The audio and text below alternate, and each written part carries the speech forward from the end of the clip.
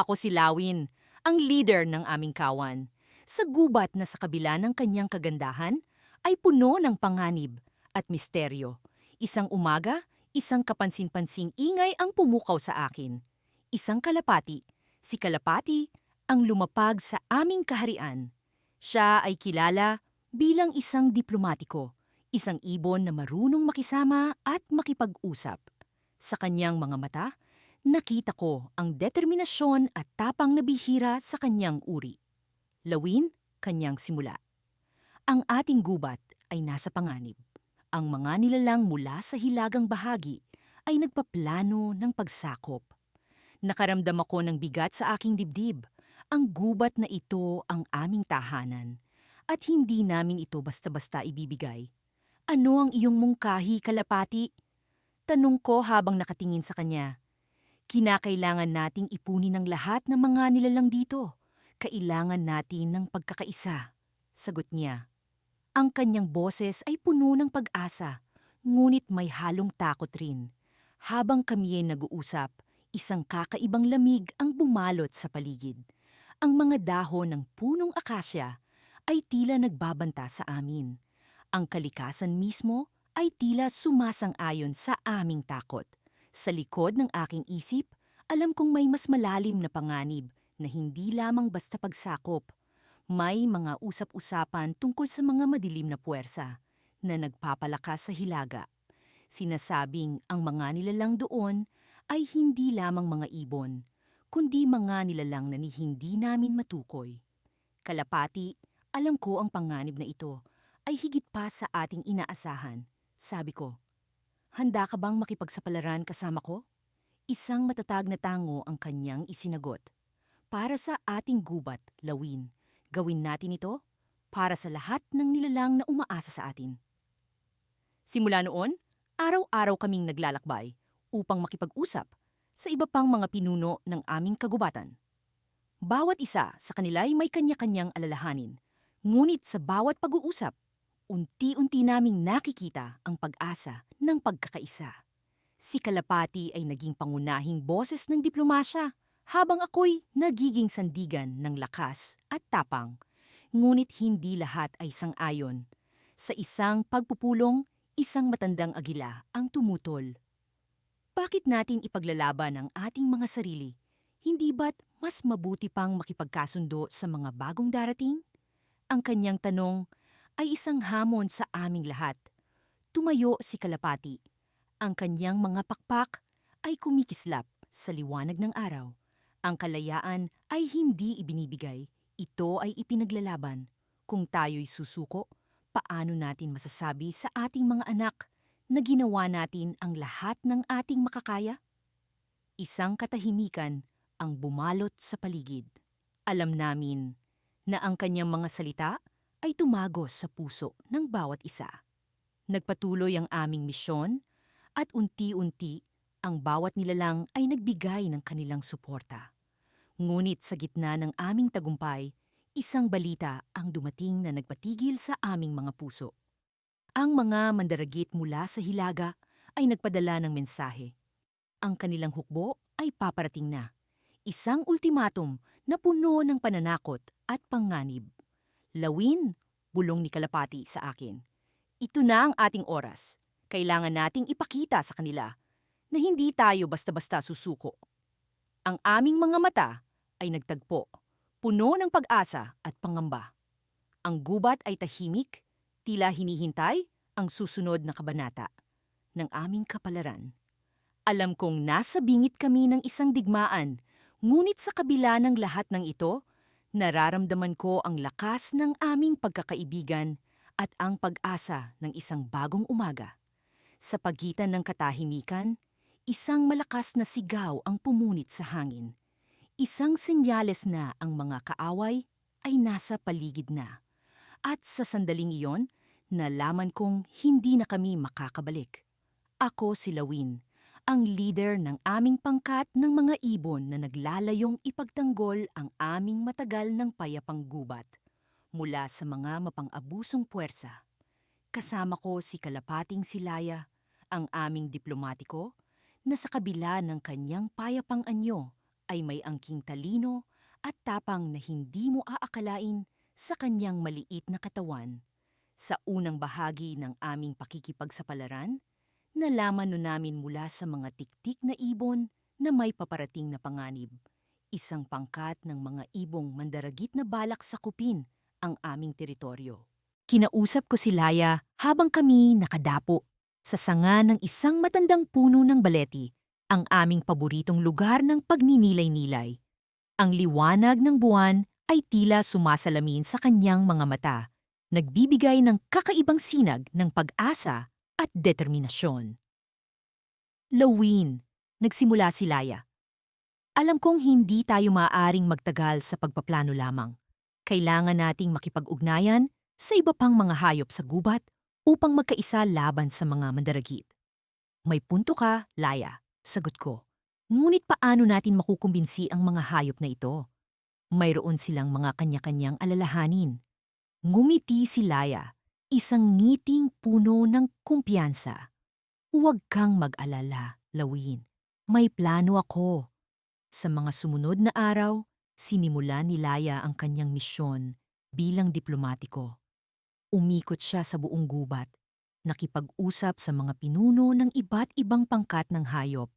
Nakipagpulong siya sa mga matatalinong kuwago, sa mga matatag na elepante, at maging sa mga tusong unggoy.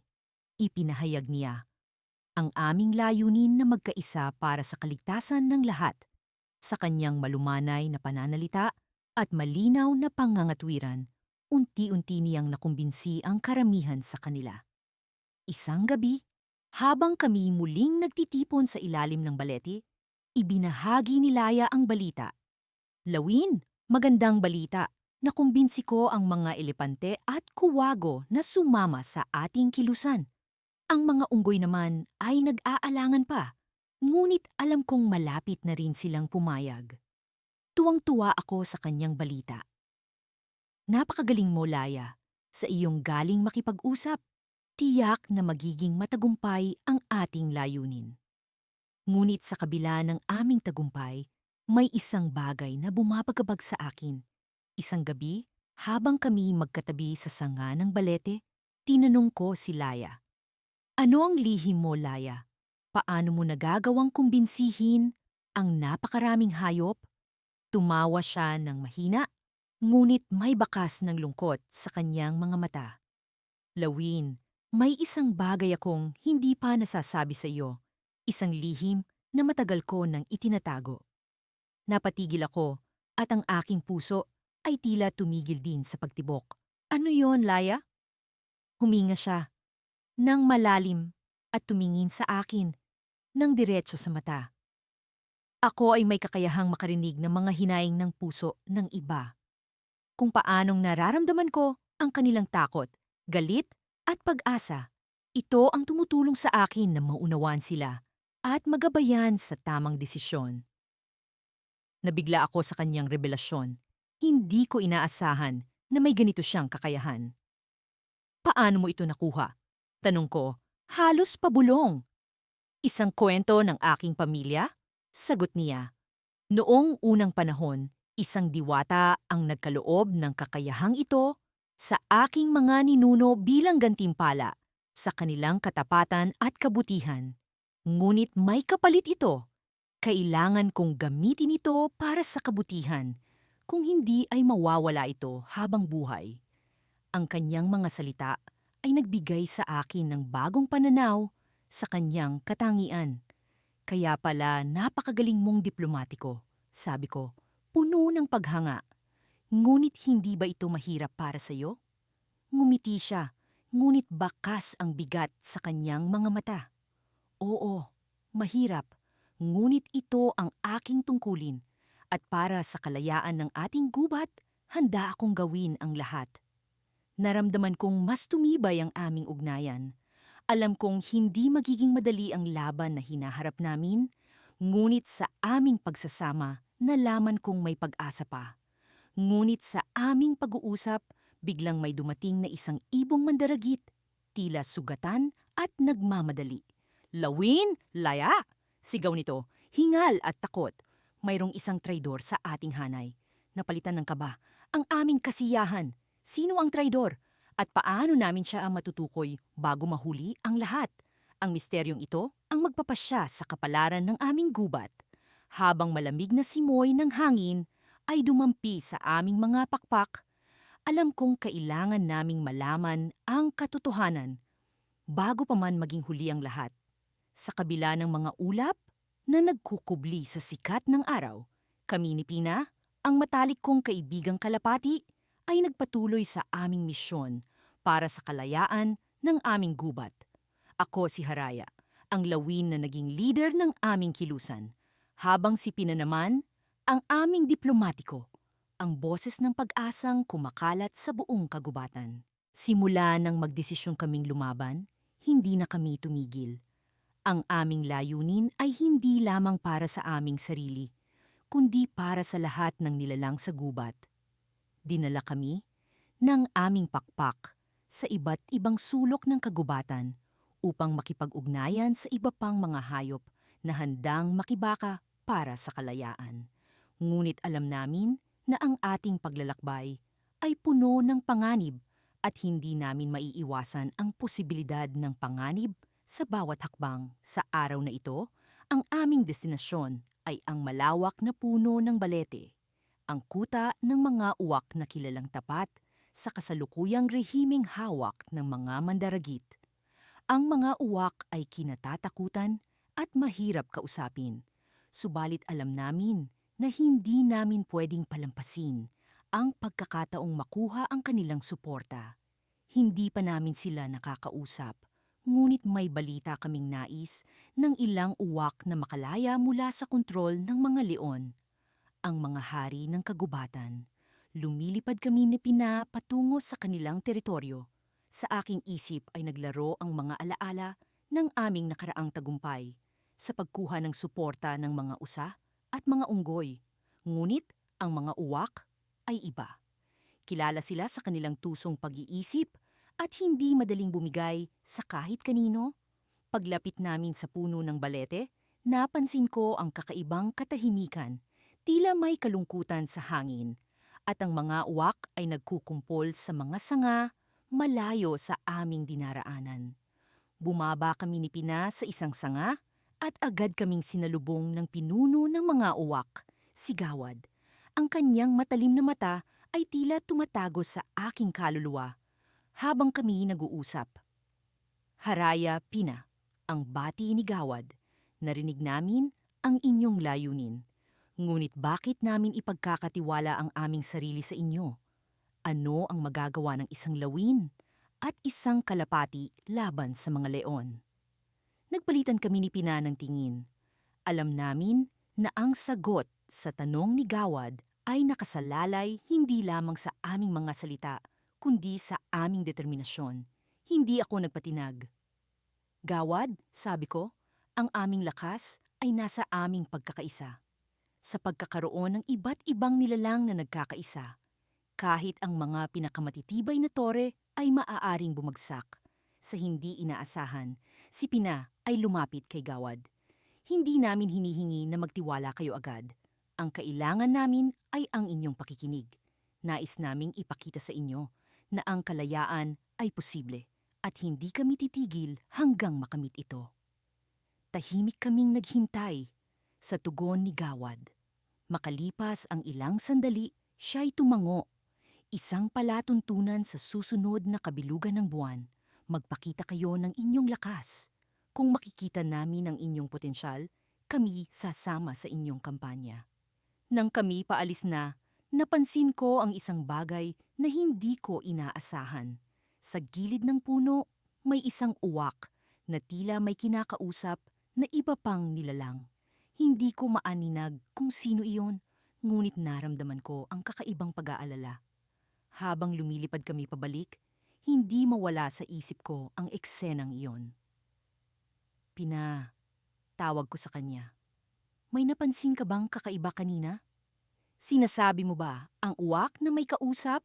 Sagot ni Pina, na tila nagulat sa aking tanong. Oo, Haraya, ngunit hindi ko nakita kung sino ang kausap niya. Nagpatuloy kami sa aming paglipad, ngunit ang tanong ay patuloy na bumabalot sa aking isipan. Sino ang kausap ng uwak? Ano ang kanilang pinag-uusapan? Ang pagdududa ay nagsimulang lumago sa aking puso. At sa kabila ng aming tagumpay sa pag-uusap kay Gawad, alam kong may panganib na nagkukubli sa likod ng katahimikan. Sa aming pagbabalik sa kampo, nagpakita ako ng kasiguraduhan sa aking mga kasama. Ngunit sa loob ng aking isip, ang alaala ng uwak na nag-uusap sa lilim ng puno ng baleti ay patuloy na bumabalik. Sa likod ng tagumpay na ito, isang malalim at madilim na lihim ang tila nagbabanta na magpabagsak sa aming layunin. At sa susunod na kabilugan ng buwan, sa pinakaaabangang palatuntunan, isang revelasyon ang magbabago sa takbo ng aming laban. Isa itong lihim na maaring makasira o makapagpalakas sa aming mga pangarap ng kalayaan. Sa gitna ng aming paglalakbay patungo sa kalayaan, isang pagsubok ang magdadala sa amin sa bingit ng pagkatalo. Ngunit hindi kami susuko. Sa likod ng bawat pag-aalinlangan ay ang aming determinasyon na hindi matitinag kahit ang hangin sa kagubatan ay puno ng mga bulong ng pagtataksil. Sa mga nakaraang araw, hindi maikakaila ang lumalalim na tensyon sa pagitan ng mga hayop sa gubat. Ang mga balita tungkol sa mga pag-atake ng mga mandaragit na hayop mula sa labas ay dahan-dahang kumakalat at ang takot ay parang usok na sumisingaw sa bawat sulok ng gubat. Ako si Lawin, ang leader ng kilusan para sa kalayaan ng gubat. Kasama ko si Kalapati, ang aming diplomatiko na may kakayahang makipag-usap sa iba't ibang uri ng hayop at makuha ang kanilang suporta. Ang aming layunin ay malinaw, palayain ang gubat mula sa mga pangil ng takot at pananakot. Alam kong hindi magiging madali ang laban na ito, ngunit ang bawat pagaspas ng aking mga pakpak ay puno ng determinasyon. Sa kabila ng aming pagkakaiba, si Kalapati ay naging aking matalik na kaibigan. Siya ang nagbibigay ng liwanag sa gitna ng kadiliman ng aming misyon. Isang araw, habang kami ay nasa kalagitnaan ng isang mahalagang pagpupulong kasama ang mga lider ng iba't ibang hayop sa gubat, biglang dumating ang isang mensahero, isang agila. May dala siyang balita na ang mga mandaragit mula sa hilaga ay nagtipon-tipon sa hangganan ng gubat. Hindi na kami makapagsalita. Lahat ay nabalot ng katahimikan. Lawin, sabi ni Kalapati, kailangan natin ng plano. Hindi tayo pwedeng basta na lang sumugod sa panganib. Tumango ako bilang pagsang-ayon. Tama ka, Kalapati, pero kailangan din natin ng mga kakampi. Ang laban na ito ay hindi para sa ating dalawa lamang. Nagpasya kaming maglakbay patungo sa puso ng gubat, kung saan naroon ang mga kuneho na kilala sa kanilang bilis at talino sa paglikha ng mga estratehiya. Sa aming paglalakbay, nararamdaman ko ang lumalalim na pagkakaisa sa pagitan namin ni Kalapati. Ang bawat hakbang ng aming mga paa ay tila humahagupit sa lupa na puno ng pag-asa.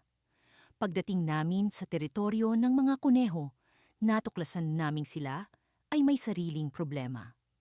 Ang kanilang mga pagkain ay unti-unting nawawala dahil sa pananamantala ng mga mandaragit. Nalaman namin mula sa kanilang leader, si Pusang Bayawak, na may isang lihim na lagusan patungo sa kuta ng mga mandaragit. Ngunit ang lagusan na ito ay matagal nang nakalimutan at hindi na ginagamit. Kung magagamit natin ang lagusan na iyon, maaari tayong makalapit sa kanila. Nang hindi nila nalalaman, bulong ni Kalapati sa akin, puno ng pag-asa. Ngunit ang lagusan ay may kasamang panganib. Ito ay puno ng mga bitag na itinanim ng mga mandaragit. Sa kabila nito, napagdesisyunan naming gamitin ito bilang bahagi ng aming plano. Ang mga kuneho ay pumayag na magtulong sa kondisyon na ang kanilang teritoryo ay magiging ligtas mula sa mga pag-atake. Habang sinisimulan naming buuin ang plano, Hindi maalis sa isip ko ang isang kakaibang pakiramdam. Parang may mali, ngunit hindi ko masabi kung ano. Sa kabila nito, pinilit kong magpakatatag para sa aming lahat. Nang sumapit ang gabi, pumasok kami sa lagusan kasama ang ilang piling kawal mula sa iba't ibang pangkat ng hayop. Ang kadiliman ng lagusan ay bumabalot sa amin, ngunit ang aming determinasyon ang naging liwanag sa aming landas. Si Kalapati ay palaging nasa tabi ko, nagbigay ng lakas at tiwala. Sa kalagitnaan ng aming paglalakbay, biglang nagkaroon ng kakaibang tunog mula sa likuran. Nagising ang aking pandama. Kalapati, narinig mo ba iyon? Tanong ko, puno ng kaba. Tumango siya. Ang kanyang mga mata ay puno ng pag-aalala. Parang may sumusunod sa atin. Hindi kami nagkamali. Biglang lumitaw ang isang grupo ng mga mandaragit. Ang kanilang mga mata ay nagliliwanag sa dilim, tulad ng mga asong gubat na nagmamasid sa kanilang biktima. Nagsimula ang laban sa loob ng makipot na lagusan. Ang mga kuneho ay mabilis na gumalaw, ngunit ang kanilang bilis ay hindi sapat upang maiwasan ang bawat pag-atake. Sa gitna ng kaguluhan, naramdaman kong may malamig na hangin na bumalot sa akin. Isa sa mga mandaragit ang nakalapit sa akin. Ang kanyang mga pangil ay handang lumapa. Tumalon ako para umiwas, ngunit napansin kong nawala si Kalapati sa aking tabi. Kalapati. Sigaw ko, puno ng pag-aalala. Sa kabila ng ingay ng laban, hindi ko marinig ang kanyang sagot.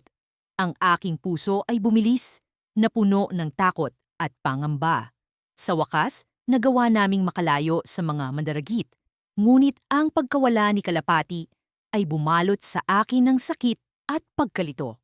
Ngayon, higit kailanman, kailangan kong mas pagtibayin ang aking loob. Ngunit ang tanong ay nananatili. Nasaan si Kalapati? At paano ko siya maililigtas? Sa bawat paglipad ko palayo sa lagusan, ang damdamin ng pag-asa at takot ay magkahalong bumabalot sa akin. Ang gubat ay puno ng mga lihim at panganib, ngunit hindi ko maaring talikuran ang aking kaibigan. Sa gitna ng kadiliman, sumumpa akong gagawin ko ang lahat upang mahanap si Kalapati. Kahit na nangangahulugan ito ng pagharap sa pinakamalalim na lihim ng gubat. Sa likod ng mga ulap na tila kumot ng kapayapaan, naroon ang tensyon na kumakapit sa aming mga pakpak. Ako si Lawin, ang lider ng aming hukbo, at kasama ko si Kalapati, ang diplomatiko naming tagapamagitan. Matagal na kaming magkaibigan, ngunit sa panahong ito ng digmaan, mas tumibay ang aming pagkakaibigan. Alam namin na hindi lamang kapalaran ng gubat ang nakataya, kundi pati na rin ang kalayaan ng aming mga puso. Nagtipon kami sa itaas ng bundok, kung saan ang hangin ay malakas at malamig, tila binubulong ang mga lihim ng kalawakan. Ang mga ibon na kasama namin ay nag-aalab ang damdamin, puno ng pag-asa at takot. Si Kalapati, sa kabila ng kanyang maliit na tindig, ay mayroong diwa ng isang mandirigma. Madalas siyang naglalakbay upang makipag-usap sa iba pang nilalang ng gubat. Umaasang mapalawak ang aming alyansa. Lawin, sabi ni Kalapati habang nakatingin sa malayong kinabukasan. Ang mga agila ay nagpadala ng mensahe. Sila'y nag-aalinlangan kung sasama sa laban. Kailangan nating kumbinsihin sila. Alam ko ang kahalagahan ng mga agila sa digmaan. Sila ang pinakamalakas at pinakamabilis na mandaragit sa gubat. At ang kanilang suporta ay maaaring magbago sa takbo ng laban. Ngunit alam ko rin na hindi sila basta-basta mapapapayag. Kailangan nating ipakita sa kanila ang tunay na halaga ng ating layunin, tugon ko. Hindi lamang ito tungkol sa pag-angkin ng kalayaan. Ito ay tungkol sa pagtatanggol sa ating tahanan. Sa gitna ng aming pag-uusap, isang tila bulalakaw na anyo ang bumagsak sa aming harapan. Si Kuwago, ang bantay ng gabi, ay dumating na may daladalang balita na maaaring magpabago sa lahat. Lawin kalapati, bungad niya habang nanginginig pa ang kanyang boses. Ang mga pusa sa lupa ay nagpakawala ng isang lihim na sandata, isang bagay na maaaring magpatumba sa atin. Nagsimula ang bulong-bulungan sa paligid. Ang mga ibon ay nagkatinginan, at ang takot ay tila nagiging matibay na pader sa pagitan ng aming mga puso. Tumingin ako kay Kalapati, na tila nag-iisip ng malalim. Anong klasing sandata ito? Tanong niya kay Kuwago. Isang bagay na hindi natin inaasahan, sagot ni Kuwago. Isang pangkat ng mga ahas na may kakayahang lumipad. Sila'y may lason na kayang pumatay sa sinumang matatamaan. Ang balitang ito ay tila isang malakas na hampas ng hangin sa aming mga pakpak.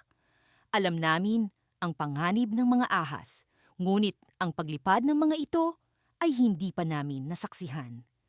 Ang aming kalamangan sa himpapawid ay biglang nagkaroon ng masalimuot na hamon.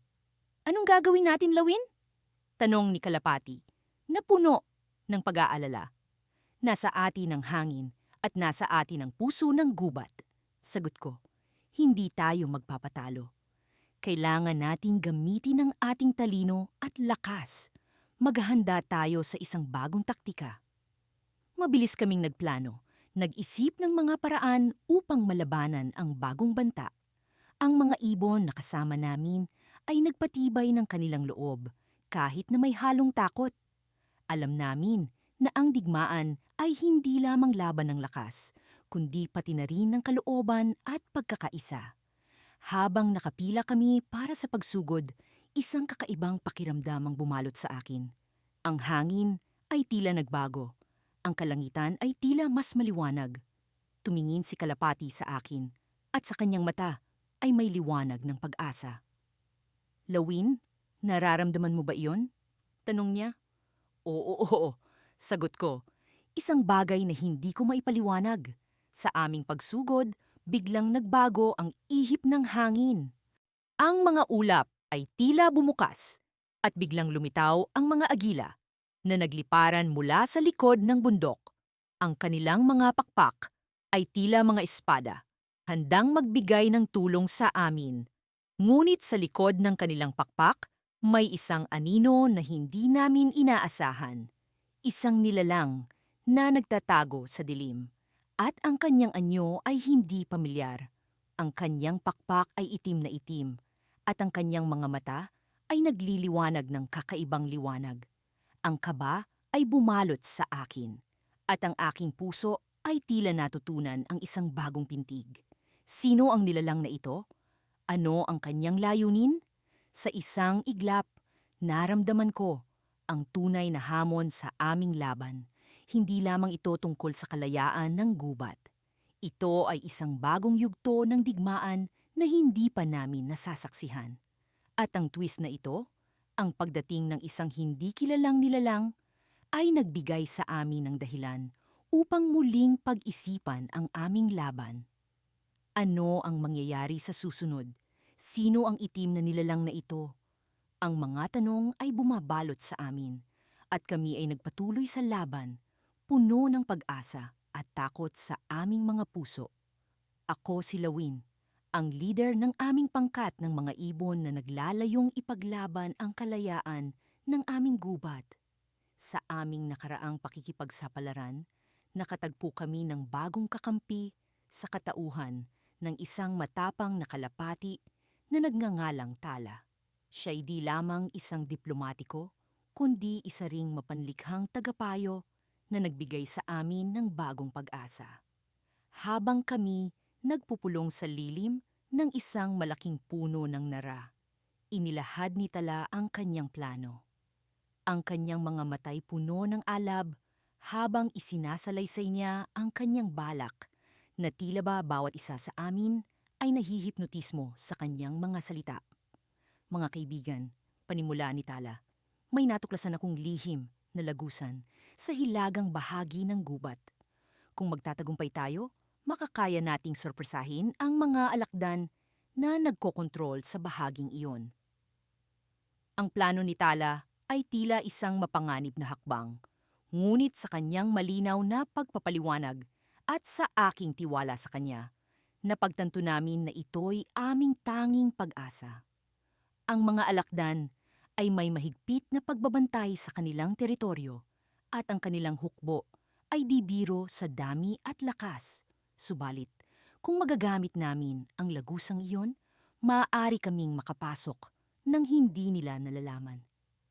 Nais kong sumama sa inyo, bulong ni Tala sa akin matapos ang pagpupulong. May mga kakayahan akong tiyak na makakatulong sa atin. Tumango ako bilang pagsang-ayon. Alam kong ang kanyang presensya ay magdadala ng positibong pagbabago sa aming plano.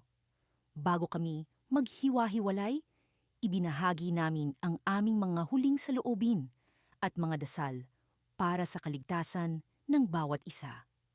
Makalipas ang ilang araw ng paghahanda, dumating ang araw na aming pinakahihintay, ang araw na tatahakin namin ang lihim na lagusan. Sa pagputok ng araw, nagsimula ang aming paglalakbay. Ang aming grupo ay binubuo ng mga malalakas at matatapang na ibon. Bawat isa'y may kanya-kanyang tungkulin. Sa aming harapan, si Tala ang nangunguna, gabay ng kanyang matalas na pakiramdam. Habang papalapit kami sa lugar, unti-unti naming naririnig ang ugong ng mga alakdan. Tumigil kami sa isang makapal na halamanan upang magtago at magmasid. Sa kabila ng kaba, naroon pa rin ang pag-asa. Kami handang lumaban para sa aming layunin. Nang marating namin ang lagusan, naramdaman ko ang pagtaas ng tensyon sa paligid. Sumilip kami sa maliit na butas ng lagusan at nakita naming abala ang mga alakdan sa kanilang mga gawain. Walang kamalay-malay na kami naroroon. Ang aming puso ay nag-uumapaw sa kaba at pananabik. Ngayon na ang pagkakataon, bulong ni Tala. Sa sandaling ito, ipakita natin ang ating tapang. Isang malalim na hininga ang aking binitawan bago ako suminyas sa aking mga kasama. Isang mabilis na paglipad ang aming ginawa.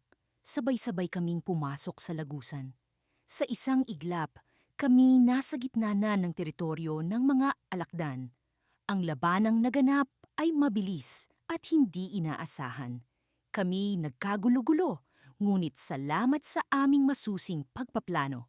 At sa galing ni Tala, nakuha namin ang kanilang atensyon at nagawa naming guluhin ang kanilang hanay.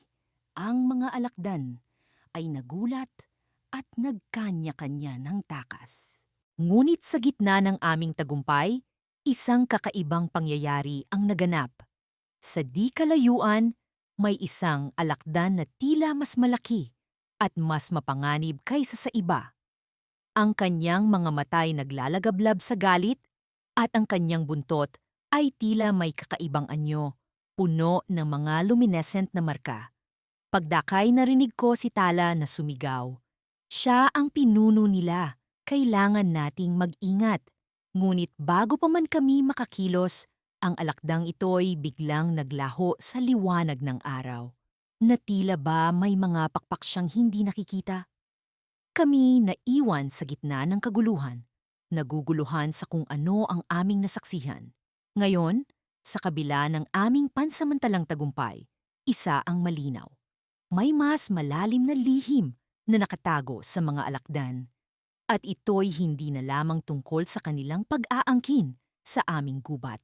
Sa likod ng kanilang pagsalakay ay tila may mas madilim na puwersang nag-uudyok. Ang aming laban ay hindi pa tapos at kami nahaharap sa bagong hamon na puno ng panganib at misteryo.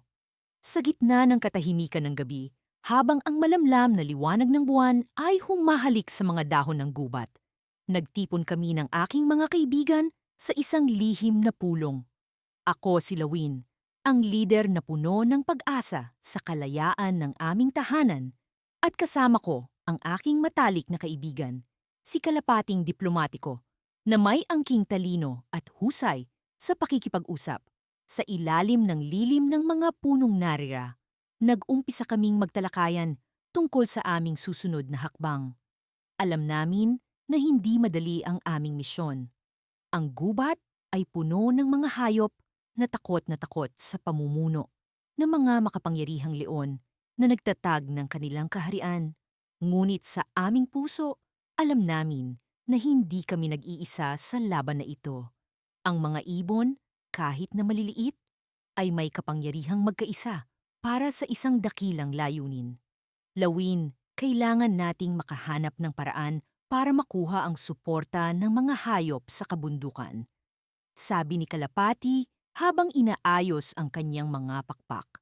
Kung makumbinsi natin ang mga unggoy at mga gansa, mas lalakas ang ating hukbo. Nakita ko ang determinasyon sa kanyang mga mata at ito'y nagbigay sa akin ng lakas. Oo, tama ka Kalapati. Ngunit paano natin sila makakumbinsi na ang kalayaan ay ang tamang daan? Tanong ko, puno ng pag-alinlangan. Nagsalita ang isang matandang maya mula sa gilid ng pulong. Ang pag-asa ay nasa mga kwento lawin. Ang bawat hayop sa gubat ay may sariling alamat. At kung maibabalik natin ang kanilang mga alaala, makakahanap tayo ng liwanag sa dilim. Napaisip ako sa kanyang sinabi. Ang mga kwento, ang mga alamat, na minsay nagbigay inspirasyon sa aming mga ninuno. Kung kaya naming buhayin muli ang mga ito, maaaring may pag-asa pa. Nagdesisyon kami na maglakbay patungo sa kabundukan upang simulan ang aming misyon. Sa aming paglalakbay, sinimulan ni Kalapati ang kanyang mga diplomatikong hakbang. Sa tulong ng kanyang husay, nakumbinsi niya ang mga unggoy na sumama sa amin. Sa kanilang mga liksi at talino, tiyak na magiging mahalaga sila sa aming plano. Ang mga gansa naman, bagamat may alinlangan, ay nagbigay ng pangako na isa sa alang-alang ang aming alok. Ngunit sa aming paglalakbay, naramdaman ko ang panganib na nagkukubli sa dilim. Isang hudyat na hindi kami nag-iisa. Kalapati, may nararamdaman ka bang kakaiba? Bulong ko sa kanya habang naglalakad kami sa isang makitid na landas. Tumigil siya at tumingin sa paligid. Oo, Lawin, parang may nakamasid sa atin. Dapat tayong mag-ingat. Sa pagkakataong iyon, isang anino ang lumitaw mula sa likod ng mga puno. Isang malaking agila ang bumagsak sa harapan namin. Ang kanyang mga mata ay puno ng galit. Hindi ko hahayaang makagambala kayo sa kapayapaan ng gubat, sigaw niya. Ako ang tagapagtanggol ng mga leon at hindi ko hahayaang sirain niyo ang kanilang pamumuno. Nagulat kami sa kanyang pagdating at napagtanto ko na ito na ang pinakamalaking pagsubok sa aming misyon. Hindi kami nandito para manira, kundi para magbigay ng kalayaan, sagot ko. Ngunit alam kong hindi siya basta-basta makikinig. Biglang lumipad si Kalapati sa harapan ko, gamit ang kanyang husay sa pakikipag-usap. Agila, hindi mo ba nakikita ang paghihirap ng mga hayop sa ilalim ng pamumuno ng mga leon? Hinatzilan, ang kalayaan ay para sa lahat, hindi lamang sa iilan. Ngunit hindi nagpatinag ang agila. Ang kapayapaan ay nasa kamay ng matatag, hindi sa mga mangmang na nangangarap. Ani habang tinitingnan kami ng may panglalait. Sa gitna ng tensyon, naramdaman ko ang aking pusong bumibilis ang tibok. Sa aking isipan, naglaro ang tanong, paano kung hindi kami magtagumpay? Ngunit hindi ko hinayaang pigilan ako ng takot. Sa halip, nagdesisyon akong harapin ang agila. Kung ganun, subukan mo kaming pigilan, hamon ko, puno ng determinasyon sa aking boses. Ngunit bago pa man kami makagalaw, isang sigaw ang narinig mula sa likod namin. Ang mga unggoy na kasama namin ay nagsimulang umakyat sa mga puno at ang mga gansa ay lumipad sa hangin, handang ipaglaban ang kanilang kalayaan. Sa gitna ng kaguluhan, isang bagay ang biglang bumagsak sa lupa mula sa langit. Isang mahiwagang kalapati na tila nag-aalab sa liwanag ng buwan. Ang lumitaw. Ang kanyang presensya ay nagbigay ng katahimikan sa lahat. Huwag kayong mag-alala mga kaibigan, sabi ng mahiwagang kalapati. Ang kalayaan ay nasa ating mga kamay. at hindi natin ito hahayaang mawala. Sa kanyang mga salita, nagkaroon kami ng bagong pag-asa. Ngunit sa likod ng kanyang liwanag, isang anino pa rin ang nanatili. Ano ang tunay na layunin ng mahiwagang ibon na ito? At paano niya kami matutulungan sa laban namin para sa kalayaan? Sa kabila ng liwanag, isang tanong ang bumabalot sa aking isipan. Ano ang kanyang tinatagong lihim? Sa simula ng bagong umaga, ang gubat ay tila ba nagbabalak na magbago. Ang mga dahon sa mga puno ay kumikinang sa sikat ng araw, nag-anyaya sa amin na ipagpatuloy ang laban para sa kalayaan. Ako si Lawin, ang leader ng aming kawan, at kasama ko ang aking matalik na kaibigan, si Kalapating Diplomatiko. Sa kabila ng aming pagkakaiba, kami nagkakaisa sa layuning palayain ang gubat mula sa mapaniil na kuko ng mga buwitre. Lawin, nararamdaman kong may kakaiba sa hangin ngayon. Wika ni Kalapating Diplomatiko habang magkasama kaming lumilipad sa kahabaan ng ilog. Parang may balakid na darating. Sumang-ayon ako sa kanyang obserbasyon.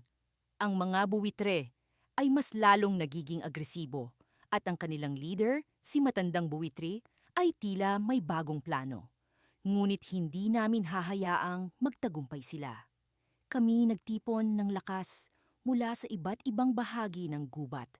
Mga ibong makaw, uwak, at maya, lahat ay nagkakaisa para sa layunin. Sa isang lihim na pagpupulong sa ilalim ng malalagong puno ng akasya, ipinaliwanag ni Kalapating Diplomatiko ang aming plano. Kung hindi natin susubukan ang diplomatikong paraan, wala tayong tunay na kalayaan. Kailangan natin silang kumbinsihin na may mas mabuting paraan kaysa sa pag-aalipin. Habang siya'y nagsasalita, napansin ko ang mga ibong nakikinig na tila ba naguguluhan. Alam kong hindi madali ang aming misyon. Ang mga buwitre ay matagal nang nangingibabaw sa gubat at marami ang natatakot sa kanilang kapangyarihan. Ngunit sa huli, ang takot ay kailangang mapagtagumpayan ng pag-asa. Sa tulong ni Kalapating Diplomatiko, nagpasya kaming subukan ang isang pag-uusap. Kasama si matandang buwitre. Sa kabila ng panganib, ito'y aming tinanggap, dala ang pag-asang makakahanap kami ng mapayapang solusyon. Sa ilalim ng mga bituin, lumipad kami patungo sa pinakamataas na bundok sa gubat, kung saan nakatira si matandang buwitre. Ang hangin ay malamig, at ang katahimikan ay tila ba bumabalot sa buong paligid. Nang kami dumating, ang mga buwitre ay nagmamasid sa amin. Ang kanilang mga mata ay nagliliwanag sa dilim. Lawin, Kalapating Diplomatiko, ano ang inyong pakay? Tanong ni matandang buwitre, ang kanyang tinig ay puno ng awtoridad. Matandang buwitre, kami narito upang makipagkasundo. Hinihiling namin ang kalayaan ng gubat at handa kaming makipag-usap para sa kapayapaan. Sagot ko, ang aking puso ay tumitibok ng malakas. Nagpatuloy si Kalapating Diplomatiko. May iba pang paraan upang mamuno na hindi kinakailangang gumamit ng dahas. Ang gubat ay mas magiging masagana kung tayo'y magtutulungan. Ngunit sa aking pagkagulat, si matandang buwitre ay ngumiti, isang ngiting puno ng lihim.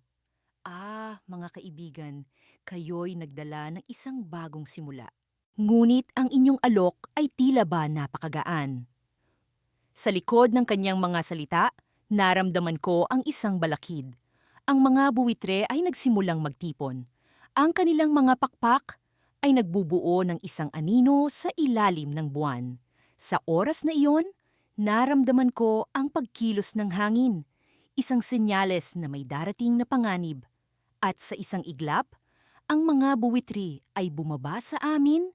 Ang kanilang mga pakpak ay parang mga espada na lumilipad sa hangin. Kami naglaban. Ang aming mga pakpak ay kumikilos sa bilis ng kidlat. Ngunit sa gitna ng kaguluhan, napansin ko ang isang kakaibang kislap sa mata ni matandang buwitre. Ito'y hindi galit, kundi isang bagay na hindi ko pa nauunawaan. Bigla, narinig ko ang isang sigaw mula sa likuran. Isa sa aming mga kakampi ay nahuli ng mga buwitre. Ang kanyang sigaw ay pumunit sa katahimikan ng gabi. At sa oras na iyon, alam kong kailangan naming magdesisyon. Kalapating diplomatiko, oras na para sa pag-atras. Hindi tayo handa para sa ganitong laban. Sabi ko, ang aking puso ay puno ng pasya. Ngunit bago kami makapagdesisyon, narinig namin ang tinig ni matandang buwitre sa likod ng kaguluhan. Lawin, kayo'y may lakas, ngunit hindi ito ang inyong laban. Magbalik kayo at pag-isipan ang inyong susunod na hakbang. Ang kanyang mga salita ay isang palaisipan. Bakit niya kami pinapaatras? Ano ang kanyang tunay na layunin? Sa ilalim ng maliwanag na buwan, kami umurong.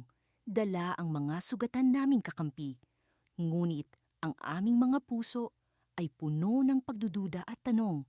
Sa kabila ng lahat, alam naming ang laban para sa kalayaan ng gubat ay hindi patapos. At sa gitna ng katahimikan ng gabi, isang bagong pag-asa ang sumibol sa aming mga puso. Kami nagpasya na muling bumalik. Dala ang bagong plano at lakas upang harapin ang mga lihim na bumabalot sa gubat. Ngunit ang tanong ay nananatili. Ano ang balak ni matandang buwitre? Ang aming laban ay nagsisimula pa lamang. Ako si Lawin, ang leader ng aming magiting na hukbo ng mga ibon. At sa kabila ng aking matikas na anyo at matalas na paningin, minsan ay nag-aalinlangan pa rin ako. Sa bawat hakbang na aking gawin, sa makitid na landas ng aming misyon, nararamdaman ko ang bigat ng responsibilidad na nakapatong sa aking mga pakpak. Ang aming layunin, palayain ang gubat mula sa mapanupil na paghahari ng mga mababangis na hayop na walang pakundangan sa kanilang kapangyarihan. Kasama ko si Kalapati, ang diplomatiko at matalik kong kaibigan, na kilala sa kanyang mapayapang paraan ng pakikipagtalastasan. Sa kabila ng kanyang kakulangan sa lakas, hindi matatawaran ang galing niya sa pakikipag-usap at pagbuo ng alyansa. Sa umagang ito, nagtipon kami sa ilalim ng lilim ng lumang puno ng baleti, ang sentro ng aming samahan. Nakaharap namin ang iba't ibang ibon mula sa iba't ibang sulok ng gubat. Mga maya, pipit at pabo. Bawat isa ay may dalang pag-asa at pangarap na makalaya. Ang hangin ay malamig at nagdadala ng amoy ng hamog. Wari isang paalala ng mga pagsubok na aming haharapin. Lawin, ano ang ating susunod na hakbang? Tanong ni Kalapati habang mahinahong kumakalma sa tabi ko. Ang kanyang mga mata ay puno ng determinasyon at sa kabila ng kanyang maliit na tangkad, siya'y tila isang higante. Sa mga oras na ganito, kailangan nating iwasan ang tuwirang labanan. Sagot ko, habang sinusubukang itago ang aking kaba. Ang ating lakas ay nasa ating pagkakaisa at katalinuhan. Kailangan nating makipag-alyansa, hindi lamang sa mga ibon, kundi pati sa ibang nilalang ng gubat. Tumango si Kalapati. Ang kanyang mga mata ay naglalagablab sa pag-asa. May alam akong grupo ng mga pagong na matagal nang nagnanais ng pagbabago. Makapangyarihan ang kanilang kaalaman sa mga lihim ng gubat. Kung gayon, sabi ko, pumunta ka sa kanila at iparating ang ating layunin. Sabihin mo sa kanila na ang oras ng pagbabago ay dumating na. Habang siya'y lumilipad palayo, naramdaman ko ang bigat ng aming misyon. Ang gubat ay puno ng panganib at ang mga alon ng takot ay pumapalibot sa akin. Ngunit sa likod ng mga alalahanin, naroon ang aking matinding determinasyon na magtagumpay. Sa gitna ng araw, habang kami abala sa pagpaplano, biglang dumating si Kalapati na may dalang balita. Ang kanyang mga mata ay puno ng pagkabalisa. Lawin, sabi niya, may problema tayo. Ang mga pagong ay nakarating na sa kanilang desisyon. Ngunit hindi ito ang inaasahan natin. Anong ibig mong sabihin? Tanong ko habang ang aking puso ay nagsisimulang bumilis ang tibok. Hindi sila sasama sa atin, sagot ni Kalapati habang ang kanyang boses ay nanginginig. Pinili nilang manatiling neutral, natatakot sila sa kapangyarihan ng mga mababangis na hayop. Ngunit may isa pang bagay. Ano pa? Tanong ko, habang nararamdaman ang pagkadismaya at pag-aalala na umaapaw sa akin. Isa sa mga pagong, si matandang pagong, ay nagbigay ng babala. Sagot ni Kalapati. May isang lihim na tago sa likod ng pag-iisip ng mga mababangis na hayop. Isang kasunduan na gagawin sa ilalim ng liwanag ng buwan na magbibigay sa kanila ng mas malaking kapangyarihan. Hindi ko malaman kung ano ang mas makabibigat sa aking puso. Ang pagkabigo ng hindi pagpanig ng mga pagong sa amin o ang babala tungkol sa nalalapit na kasunduan.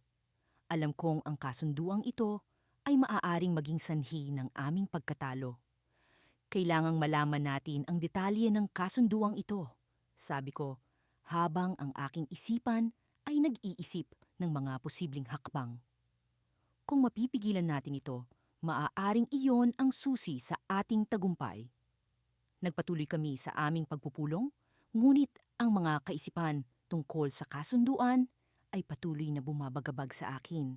Sa gitna ng aming talakayan, biglang may lumitaw na kakaibang ibon mula sa likuran ng puno. Siya'y isang uwak.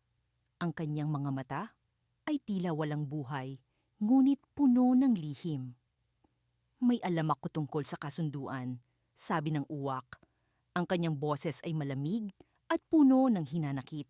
Ngunit hindi ito basta-basta. Kailangan ninyong magbayad ng halaga. Anong halaga? Tanong ko habang ang kaba ay patuloy na bumabalot sa akin.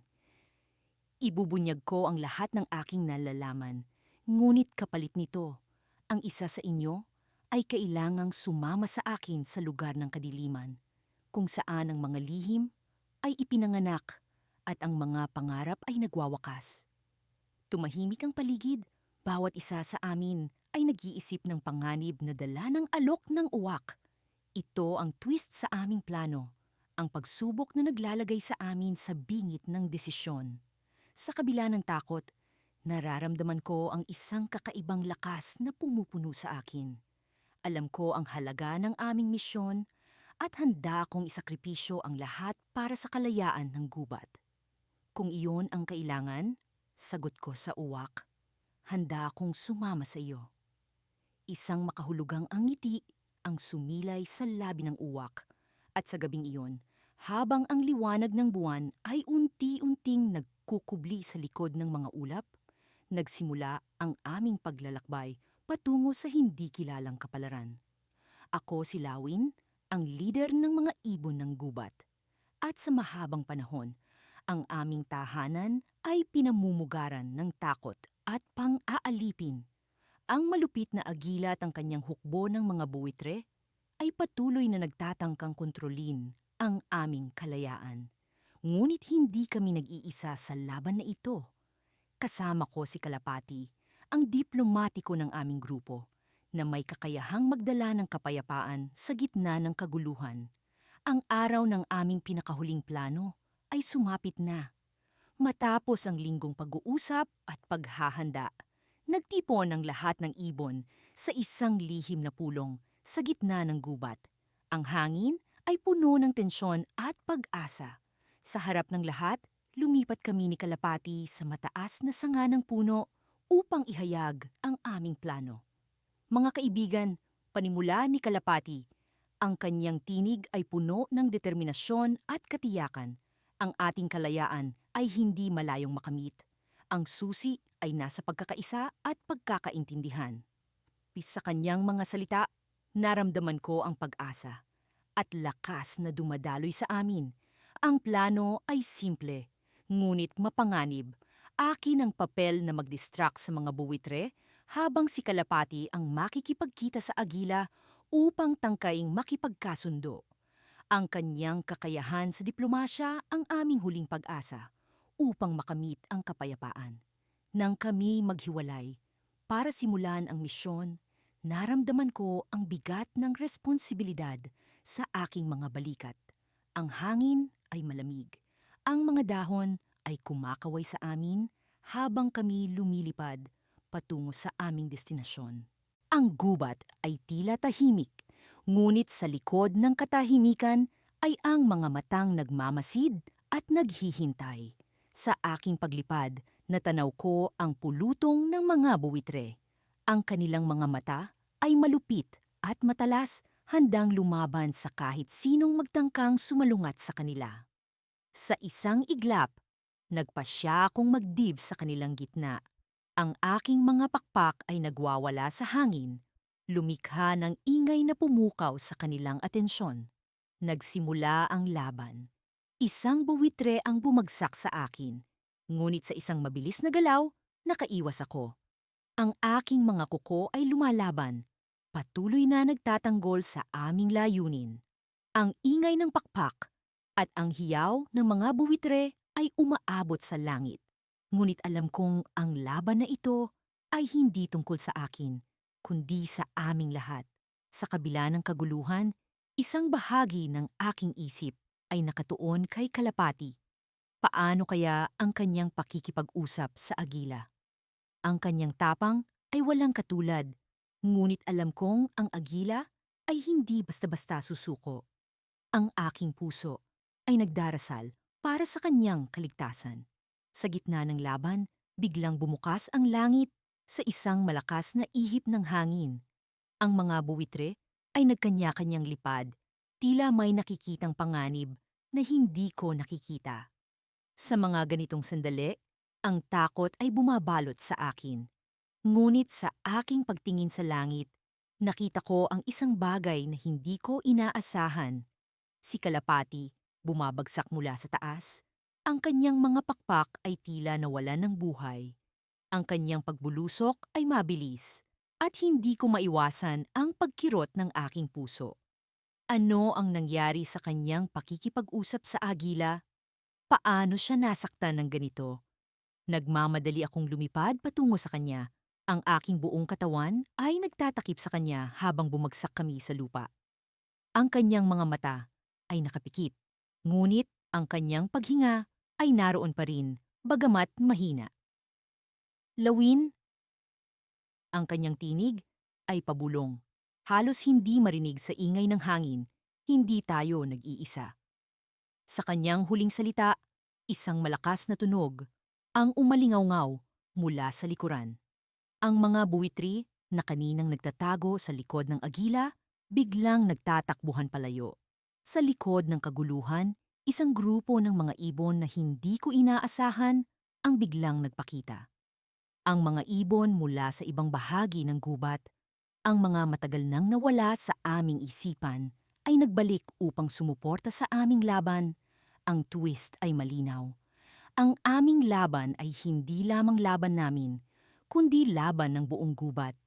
Ang mga ibon na dati nagtatago ay nagkaroon ng lakas ng loob na lumaban para sa kanilang kalayaan. Sa gitna ng gulo, ang pag-asa ay muling nagningning, at ang aking puso ay puno ng pag-asa para sa kinabukasan ng aming tahanan. Ngunit sa likod ng tagumpay na ito, ang tanong ay nananatili. Ano ang nangyari kay Kalapati sa kanyang pakikipag-usap sa agila? Ang kanyang kalagayan ay nag-iwan ng misteryo, isang cliffhanger na nagbibigay tanda ng mas malalim na laban na aming haharapin sa hinaharap.